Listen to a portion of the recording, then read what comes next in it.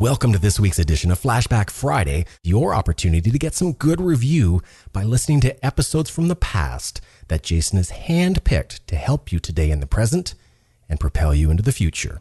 Enjoy. Welcome to the Creating Wealth Show with Jason Hartman. You're about to learn a new slant on investing, some exciting techniques, and fresh new approaches to the world's most historically proven asset class that will enable you to create more wealth and freedom than you ever thought possible. Jason is a genuine self-made multimillionaire who's actually been there and done it. He's a successful investor, lender, developer, and entrepreneur who's owned properties in 11 states, had hundreds of tenants, and been involved in thousands of real estate transactions. This program will help you follow in Jason's footsteps on the road to your financial independence day. You really can do it. And now, here's your host, Jason Hartman, with the complete solution for real estate investors. Welcome, listeners from around the world, and thank you so much for joining me. This is your host, Jason Hartman, with episode number 705. So glad so many of you have stuck with us for a decade. I talked to 2 listeners just in the last few days. I don't know, time goes so fast. Was it last week or just in the last couple days? I'm not honestly sure, but it was recently. How's that? Who said they have been listening to the show for 10 years. Woohoo! A decade of listening to a complete idiot like Jason Hartman. Gosh, how can you do that? Well, no, just kidding. He's not that dumb. Anyway, we will keep the content coming and help you build great real estate portfolios and make sure that you avoid as many mistakes on your road to financial freedom as possible. And we're going to continue that talk today as we've got one of our investment counselors you've heard from before, Oliver. Oliver, you there? Hey, everyone. Yes, I am here, Jason, and we're here to help you. Obviously, and Oliver is coming to us from San Diego, California. Sunny San Diego. And it's a lot cooler than Phoenix right now. You know, it's just kind of miserable here right now. I don't remember it being this bad. I've got to say, Jason, it's pretty nice here. We've got the nice ocean breeze. La Jolla is still calling your name, though. No way. I'm not going back to those ridiculous oppressive taxes. And you know, the other thing I really didn't like about living in San Diego or California in general is that the crowds, everything's just so high on the hassle factor. And I mean, I can imagine, you know, like for our listeners who live in LA or New York City or, oh my God, that's just too hard. You know, I like going to places and getting parking spots and not waiting in line and getting into restaurants without a big wait. And in densely populated areas, resources are scarce. And I like them when resources are a little bit more abundant. So, but yes, the heat is pretty miserable. I've got to admit, the air quality is miserable.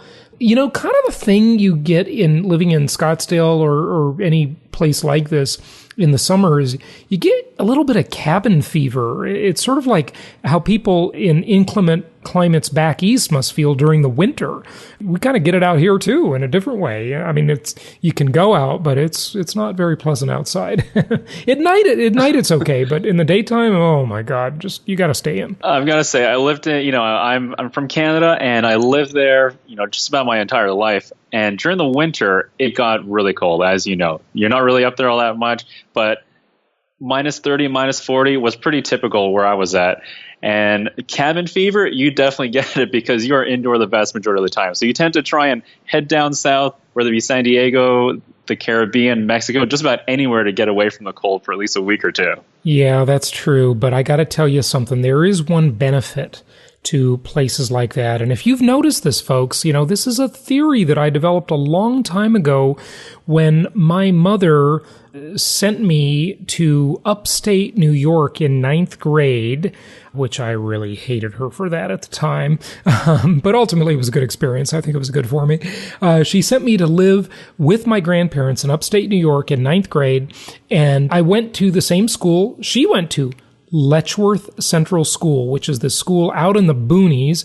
I lived with my grandparents on a dirt road, and I went to school there, and I couldn't believe how much smarter the kids were in podunk, rural upstate New York than they were in Los Angeles, California, okay? And I'll tell you my theory. The reason they're smarter is because in places with inclement weather, people stay inside and they read more stuff.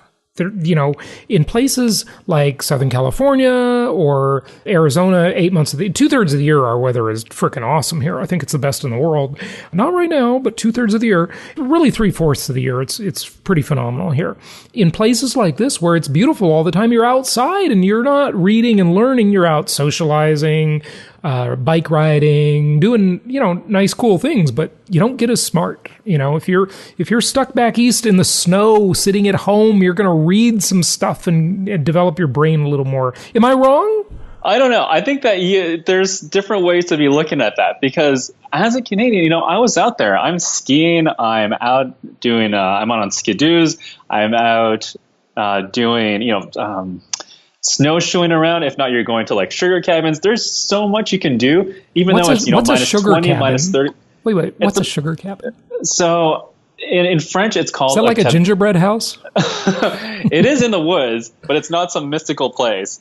It's a little bit different. It's essentially where they go and they tap maple trees and they do the whole sugar process. So you essentially go to this place and you have a whole maple syrup fest. Essentially, you have a whole breakfast and then you go outside. You do these things on the snow where you get essentially like pure taffy from the trees.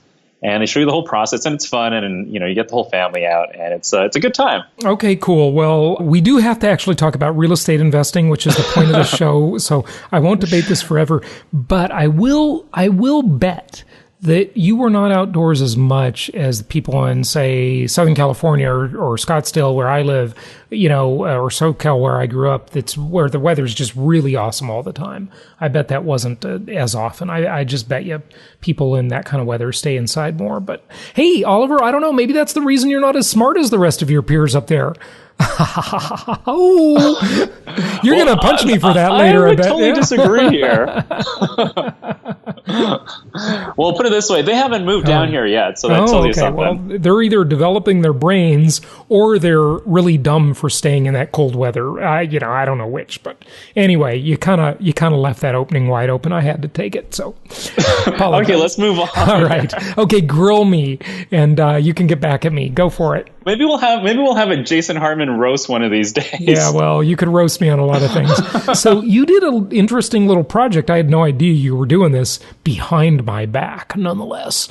But you reached out to a bunch of your clients and started surveying them on all these questions they had. And that's what we want to talk about today. What your investor clients are thinking out there. And hopefully we'll get time. I want to share a story from one of your clients. You know who I'm talking about. I'm not going to mention his name, that we met with. And he's, I'm sure, listening at Starbucks a few weeks ago, actually. He's working on buying 23 properties from us now. And I just want to talk about that Chicago gun control thing because I thought it was so interesting. Go.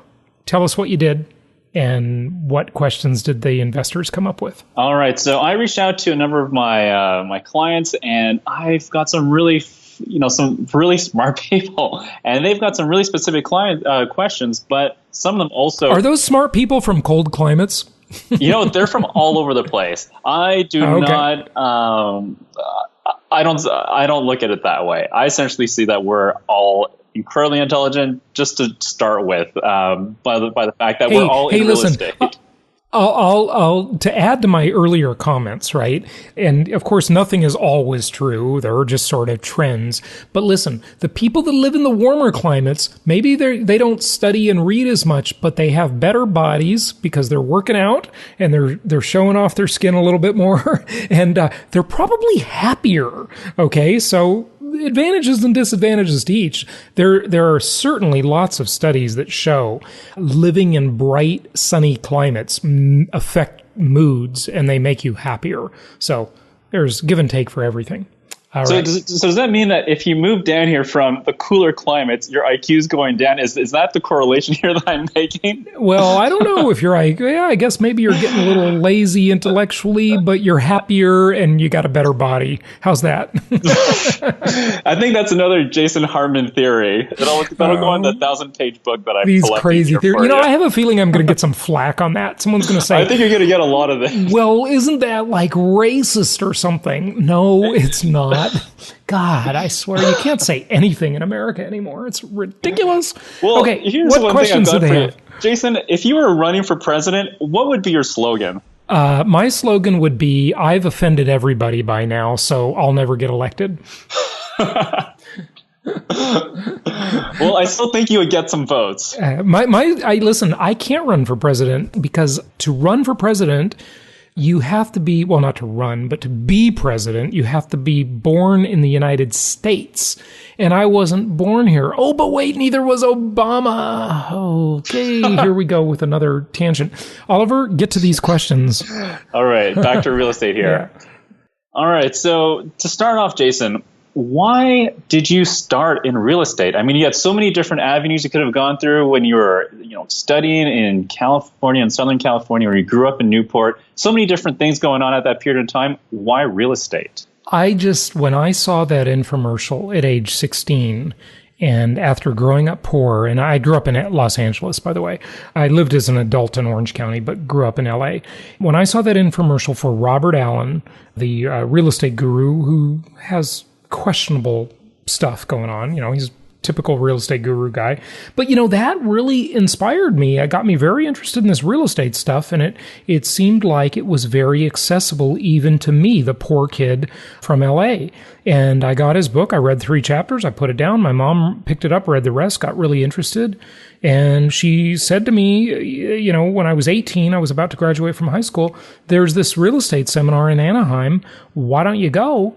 And I went. I rounded up 9 of my buddies from high school. They were all there Friday night. And then only one of them was left by Saturday morning. Everybody else went to the beach.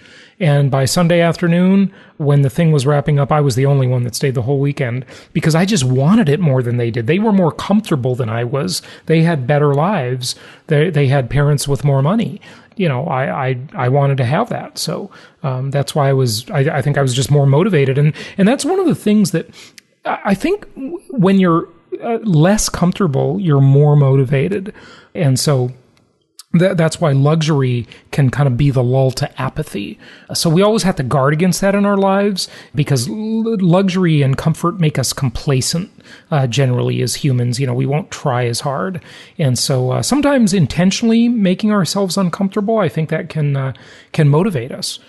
So something to think about. But that's really what got me interested in it. And my first year of college, when I was 19 years old, I got my real estate license just because I wanted to learn the basics.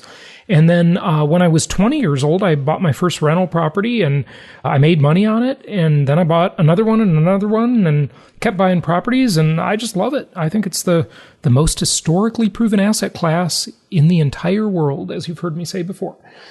So, yes, quite a few times. But okay, so, with that said, other than the, one of the answers, which would likely be, I would have started earlier.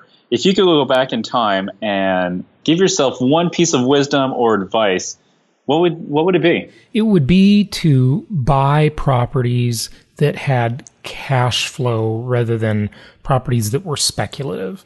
See, I called myself an investor for all those years that I was buying properties in Orange County, California. And those properties really, looking back, never made much sense. Even though I made money on a lot of them, they just really didn't make sense because the cash flow never worked. They never made sense as an investment the way I view them today. As a much more conservative investor now and a much more prudent investor today. But remember, commandment number 5, thou shalt not gamble. The property must make sense the day you buy it or you don't buy it. And that's the key. Remember, you're listening to Flashback Friday. Our new episodes are published every Monday and Wednesday. I couldn't agree more with you, Jason. Just to give you an example, I met someone the other day, and he bought in San Diego in the Northern County in Carlsbad area. He bought a house for about $475,000, and he told me. And let me guess, it rents for $2,000 a month. He's getting a little more. He's getting about $2,500 a month for it. Well, that's pretty good. The big thing amazing. He told me is that it's actually worth $500 on paper. It's like, well, that's fantastic. Mm-hmm. How much did you put down? He said, I put down about $250,000. I said, are you crazy? God. So we got to talking about this. I said, why are you doing this? He said, well, listen, Oliver, in 10 years from now, it's going to go up to 900. I said, are you kidding me? I really just couldn't really believe what I was hearing. Well, he might be right. It might go up to 900,000, but it might not. And that's the problem. If you just buy for yield, if you just buy for cash flow, which, by the way, and those of you who've been to my live events, you hear me dive into this much more deeply.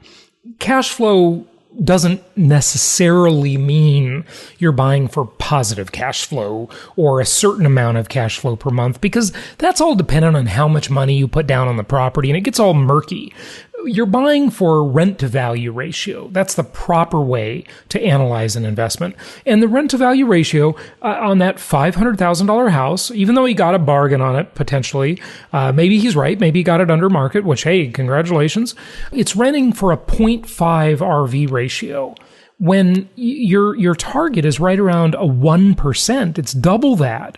So literally, here's how silly we get as investors. And listen, I've been guilty of this too. So I'm not just saying other people doing this are dumb. Well, I guess, yeah, they are dumb, and I've been dumb too. I'll put it that way. Okay. But the concept, when you hear these people saying, well, I don't want to buy anything that's far away from me. I want to buy something close to me. So this guy you're talking to probably lived in San Diego, I assume, and he bought a property in San Diego as an investment, right? Is that true, by the way? It's actually not. He's from, lived in New York and then came down here and then saw this and hoping that it's going to be doubling. But who knows? Maybe that goes towards your theory, Jason, about warmer and cooler climates. I don't know. Who knows? I don't know. But let's not go back into that one. It'll take too long to discuss that. But here's the thing. Think about it. Think about if you live in San Diego or LA or Orange County, the cost of buying a property that is near you physically, okay, is basically in that equation, in that example you just shared, Oliver, it's costing you $2,500 a month.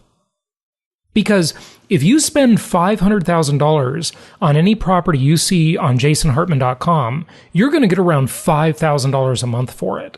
Versus a $500,000 property where you have no diversification, you just have one rather than five, okay, and you only get $2,500 a month for it. That's basically a cost of $2,500 per month for you to buy a property that's near you, okay? If you in the example, if you live in Southern California and that property's in Southern California, this is what a lot of people do. So the question is, how bad could it go for you to not lose $2,500 a month? So say, for example, you buy these 5 properties for $500,000, the same amount of money invested, and you have properties now in 2 or 3 diverse, prudent, cash flow oriented, good rent to value ratio markets, right? And in that case, you're basically gaining $2,500 per month. And say, for example, every property, you have a property manager who's a crook, and they're ripping you off to the tune of $100 a month. They're making up some fake repair or overcharging you for something to the tune of $100 every single month. You're going to lose $500. You're still $2,000 ahead. Do you see how, yes, things can go wrong. Yes, property managers can stick you. They can nickel and dime you. They can rip you off. But the amount of damage is so much less than the amount of damage that people don't even see because you can't hear the dogs that don't bark when you're investing in that Southern California market, for example, or that Miami market, or that Boston market, or New York, or whatever. You get the idea. Just that expensive market that makes no sense. So that's the point I want to make to people. Mm-hmm. So essentially, look for rent to value ratios that make sense. We look for that at least at 1% as being one of the big criterias here. Yeah. Have the target be that 1% number. 1% of the value per month. 500,000 brings you 5,000 per month. Okay, that's the deal. All right. Now, here's another one of our questions from one of my clients named Blake. He's asking more specifically about property management. And when you have a tenant in place and you're essentially trying to come to an agreement with the property manager, and you tell them, hey, if any type of repair is over X amount, for example, $250, I want to know about this. Contact me before. Do not go out there. So what Blake is saying is he wants to authorize that repair. And I would say absolutely. Look at folks. And we've talked about this on past podcasts. This is a great question, Oliver. And Blake, thank you for saying that to Oliver, because I'm glad you brought this up. And I haven't talked about it in a little while, but certainly we have on past episodes. There are two types of discretion your property manager has, okay? And remember, a lot of people self-manage their properties, and we can teach you how to do that. That's part of the content in the JHU, or Jason Hartman University members area. But the deal is that the property manager has discretion, and they need this discretion to fix anything to prevent an emergency from becoming worse. So say, for example, a pipe breaks and they need to call a plumber on an emergency basis to get them out there to stop the leak. Okay? Your property manager needs discretion to do that. Okay? But what they often ask for that is not required is a bunch of discretion for either monthly or per incident type of repairs. And there's a difference between monthly and per incident. Okay, a big difference. So the first thing I want you to do is when you get that property management contract, I want you to read it and understand it. Look, folks, you have got to be a good manager of your managers. That is your responsibility, and we'll help you do it, but ultimately it's your property. So this falls on you. You got to read your contracts. And the thing I want you to consider negotiating in those contracts is I want you to say to the manager, look, I am not going to agree to a $250 or even worse, a $300 or $400 per incident, not per month, by the way, a lot of times it's per incident, discretionary budget for you, the manager, because I'm really reachable.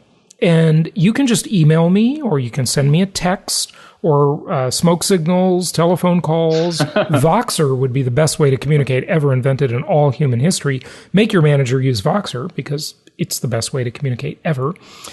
You can do that, and they can reach out to you and say, hey, look, something broke. We need to fix it. It looks like it's going to cost $200.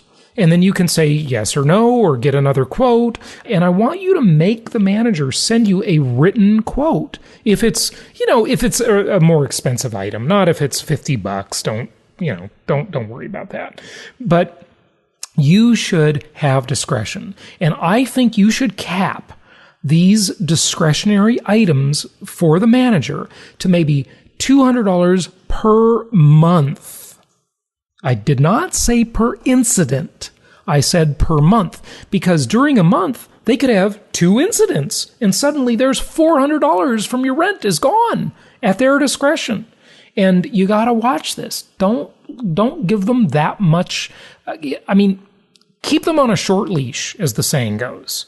And the responsibility you have, if you want to make their leash short, is you've got to be available and you've got to respond quickly to communications about stuff like this. I make mine $100 per month. I don't want to see anything more than $100 per month discretionary coming out of my rent check unless they contacted me and I approved it.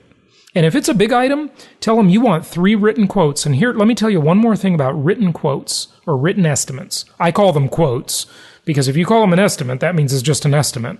I want a quote. Okay, if I can get it. But you don't want it on the property manager's letterhead or just in an email from them saying, hey, we sent the vendor out there and they said it would cost $325.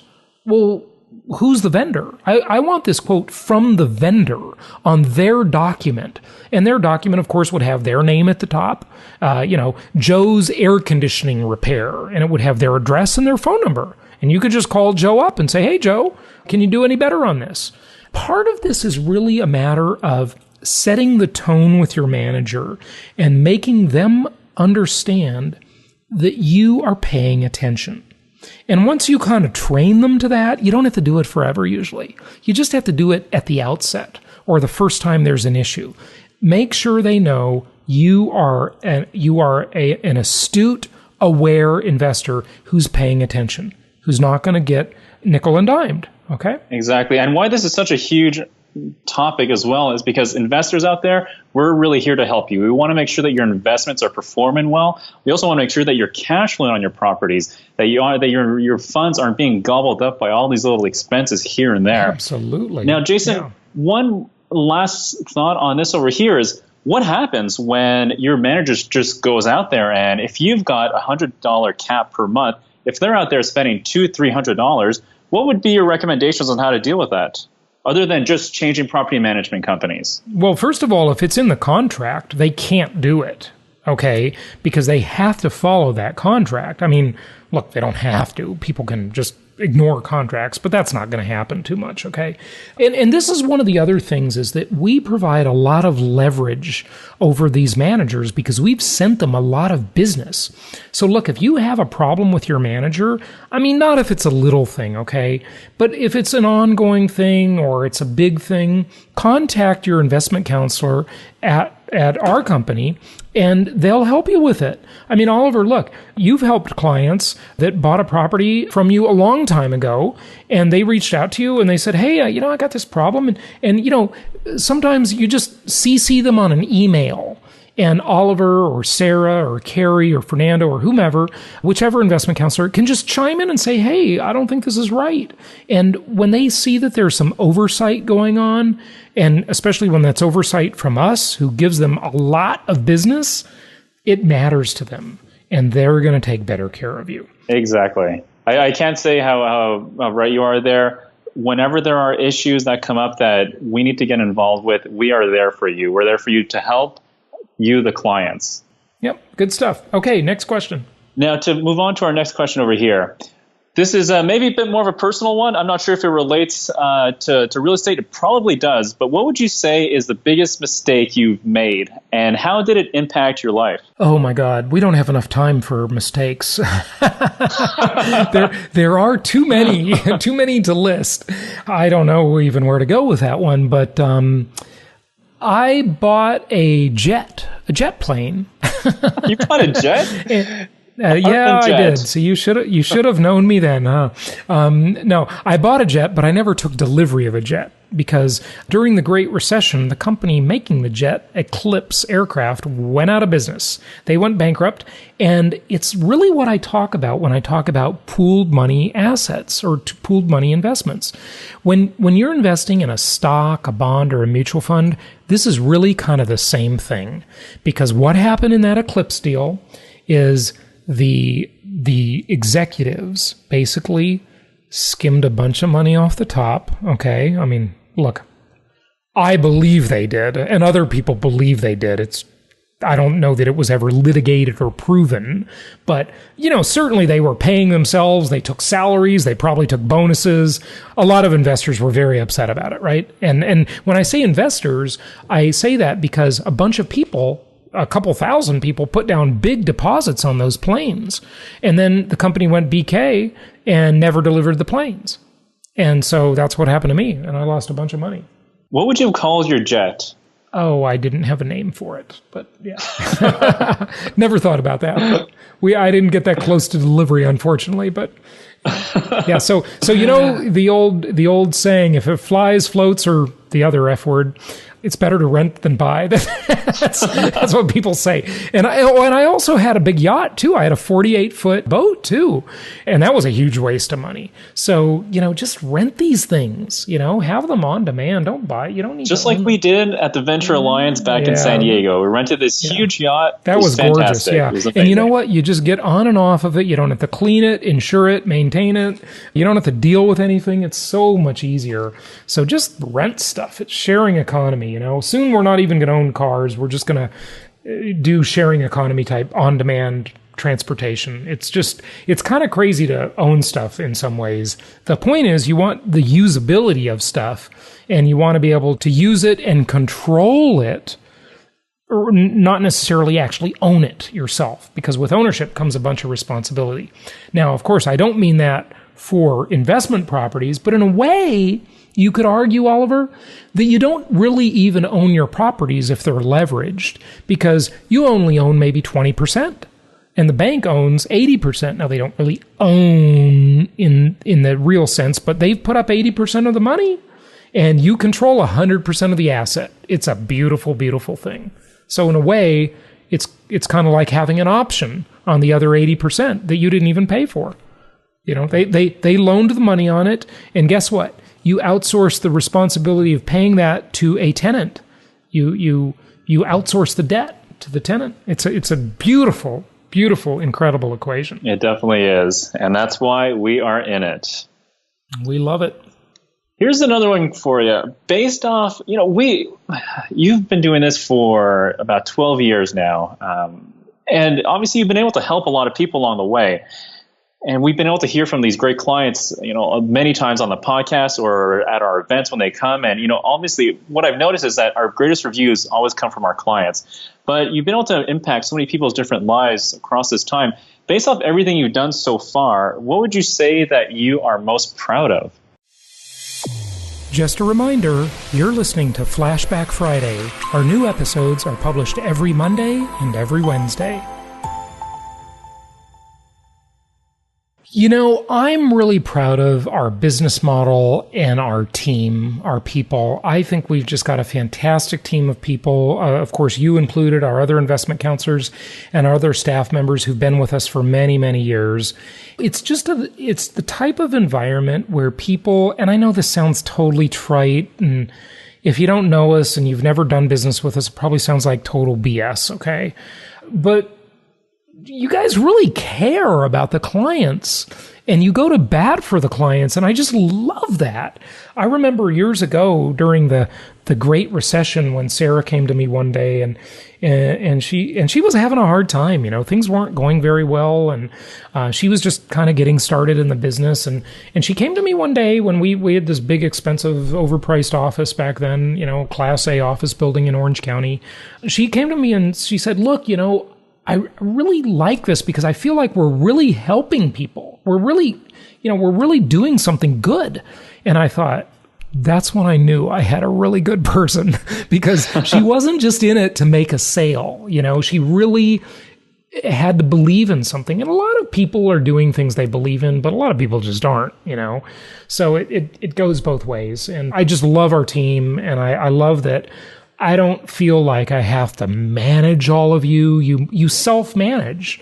You really do. I don't have to look over anybody's shoulder and question their ethics or worry about my reputation being soiled by one of my team members, because I've got really good team members that really care and they're always going to do the right thing. Now, it hasn't always been that way. We've certainly had a few bad apples over the years, and I will mention one, not by name, but maybe, I don't know, 6 months ago, I was talking to one of our clients. They had an investment counselor from the past at our company, and they said, I think all he cared about was himself. And, I would kind of agree. But those people don't last at our company, because the quick buck mindset just doesn't work. No, it definitely doesn't. If anything, real estate's definitely more for the long-term patient one. Most definitely. So I'm really proud of our business model. I'm really proud that we're helping people self-direct their financial future. I'm really proud that we're taking money away from the crooks on Wall Street, the modern version of organized crime. And I'm really proud of our team. And I guess I should add to that, I'm really proud of our clients too. We've got so many fantastic clients that, look, folks, if you have not been to one of our live events, and by the way, we have one coming up, and Oliver, maybe you can talk about that because you're helping us plan it. I recruited you to do that, which I thank you for that. Twisted my arm a little, but I decided, okay, I'll give you. I had to give you. I had to bribe you a little bit for that one. But if you haven't been to one of our live events and you haven't met our other clients and met our team members, but really most importantly, our other clients that will be at an event, meet them. They have no agenda. They have no stake in saying anything good about us, right? But you're going to come and you're going to hear good things. You're going to see real people following our plan. Real people. Please come to our live events. Let me tell you something. With the prices we charge at our live events, if we're lucky, we break even. Okay, we do not make money on live events, all right? They are generally a loss leader for us. We do them because we want to have that high touch approach so that several times a year we'll have an event where you can come and meet us and you can meet our clients and you can see that this is real. This is not some pie in the sky info marketer. I was just reading on one of these real estate forums today about someone who got burned because they bought this $41,000 program from this real estate guru and they got nothing for it. That person could have purchased 2 properties with that money, and it's just so sad. That's unfortunately a theme that appears to be going on over and over and over again at all these different events all over the country. Happens all the time, and all over the world. All over the world. There you go. And the biggest thing is, sometimes I speak with clients that are brand new or they just listen to the podcast and they're like, hey, Oliver, I really want to get involved, but I'm really hesitant. I mean, I've either purchased or lost money in buying into some program out there. And what I always tell them is the biggest benefit that you can do is come to an event. Here you will be able to meet people that may have 1, 2, maybe 20, 30, or 40 properties that have done it. They're just, normal people. They're great people. They're awesome.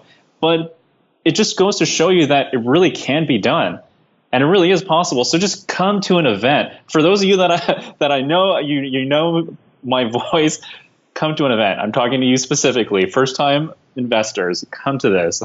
Absolutely. Yeah, absolutely. Okay, so let's talk to them about our event real quickly, and then maybe we got room for one final question after that. So this event is in Phoenix, and we're just getting the hotel all synced up, so we're going to announce the actual venue soon. But we'll have a very nice event. It's 2 days. It's something where you're going to learn about how to use software to evaluate your real estate deals and track your portfolio and help manage your investments. Really valuable. It's a totally new event for us. We've never done an event like this before. It's a completely new concept in events for us. Of course, those of you who have been following us for a while, maybe been to many events over the years, and we have a lot of repeat people coming to our events. You know that we have our Creating Wealth event. You know that we have our Jason Hartman University event, and you know that we have our Meet the Masters event just once a year. Our next Meet the Masters, I think, will be our 18th Meet the Masters. 18th. Wow. Why? Well, because we used to do it twice a year. Okay, now it's too hard to plan, so we only do it once a year because it's a lot of work. That'll be right around January. But this event will be right after our Venture Alliance event, and so it'll be September 10th and 11th in Phoenix, September 10th and 11th in Phoenix.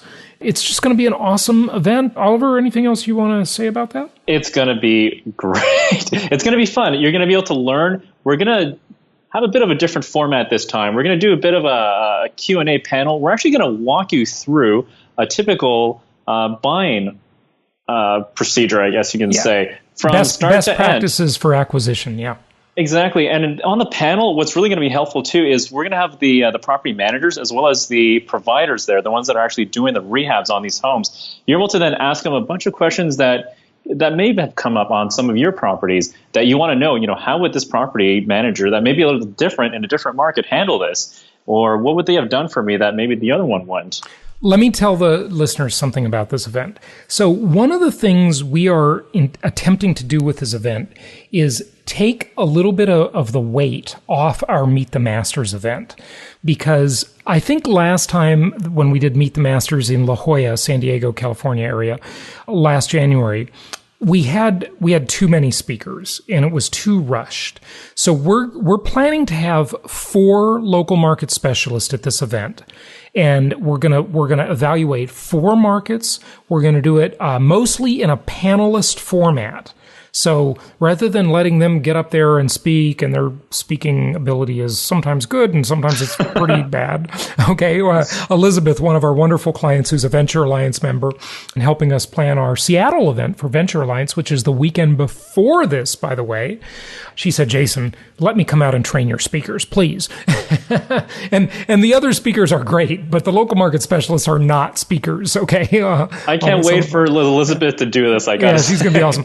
But we're going to do this as mostly panel discussions, and we're going to have property managers there, local market specialists who acquire properties that you can buy. So you're going to have, it's kind of a combo software event and buying event, and, like best practices in acquiring investment properties event. So income property software plus buying event. It's at jasonhartman.com. Check it out. Early bird price right now, $297 per person, which is going to go up as the event gets closer. So register immediately at jasonhartman.com/events. jasonhartman.com/events. I think you'll really enjoy that. Oliver, one final quick question. All right, one final quick question. I'll keep it short. We can leave the others for another time. It's, what is your most prized possession and why? Well, that would have to be my dog, Coco. But dogs should not be considered property, because they are like human beings. But anyway, that's the way the court system looks at them. But one state court, I read an article last week, they actually ruled that dogs are not property. They're sentient beings. Of course they are. They're totally emotional and incredible creatures. But yeah, so if it had to be a possession, since it's considered a possession, it would be my dog. All right. Do we have time for one more? Well, I have to make one announcement about that. Coco will be at the event in Phoenix. Coco Hartman, my dog. So you'll definitely want to come just to see Coco. She's if for no amazing. Other reason. Yeah. We all love Coco. Yeah, she's pretty awesome. Okay, one more. Go. All right, one more here. What do you think the top 3 most important qualities a real estate investor should possess or develop to become and remain successful when utilizing the buy and hold strategy? Really internalizing the 10 commandments, my 10 commandments of successful investing, number 1. Number 2, being willing to delay gratification for something bigger in the future and having the patience to do that. And number 3, which kind of dovetails into that one, is managing your emotions. You will hit bumps in the road. There will be times when this is not easy. There will be times when you think, gosh, is this really working? Do I want to give up? You've got to understand how to keep score. So many investors are winning, yet sometimes when something bad happens, like you got to replace an air conditioner or a tree branch falls on the roof or whatever, or you have a bad tenant you have to evict. So many investors are winning when they think they're losing, and they think they're losing just because they don't know how to keep score. They don't know how to do the math. They don't know how to properly analyze their investment and all of its beautiful multidimensional characteristics. So that's one of the things, frankly, you're going to learn at the event we just mentioned on September 10th and 11th in Phoenix. So come to that. Exactly. And for those of you new listeners, for the 10 Commandments, you can find those at our website. At jasonhartman.com. Yeah, absolutely. Good stuff. Hey, Oliver, thanks for these questions. And I know you've got more of them. We'll do them on a future podcast, okay? Fantastic. Great speaking with you, Jason. All right. Take care. You too. Bye-bye. I've never really thought of Jason as subversive, but I just found out that's what Wall Street considers him to be. Really? Now, how is that possible at all? Simple. Wall Street believes that real estate investors are dangerous to their schemes because the dirty truth about income property is that it actually works in real life. I know. I mean, how many people do you know, not including insiders, who created wealth with stocks, bonds, and mutual funds? Those options are for people who only want to pretend they're getting ahead. Stocks and other non-direct traded assets are a losing game for most people.